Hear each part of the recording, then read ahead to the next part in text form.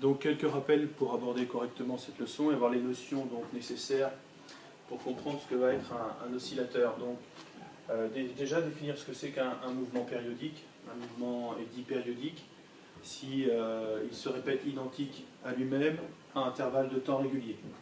Donc la figure classique, quelle que soit la grandeur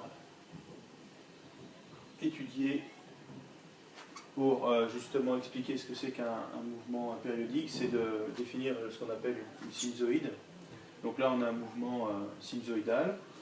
On va donc déterminer une portion de cette courbe qui se représente identique à elle-même. Donc on voit bien que cette portion de la courbe va se reproduire identique à elle-même.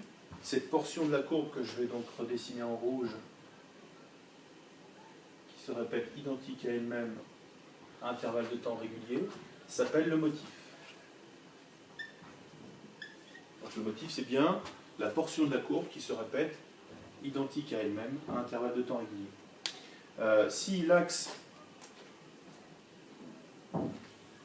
horizontal représente les durées, par exemple en secondes, eh bien la durée qu'il faut au phénomène étudié pour effectuer donc ce motif, c'est-à-dire cette portion de la courbe qui va se répéter identique à elle-même, s'appelle la période propre donc du signal.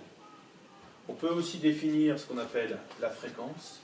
Donc la fréquence propre, c'est l'inverse de la période propre.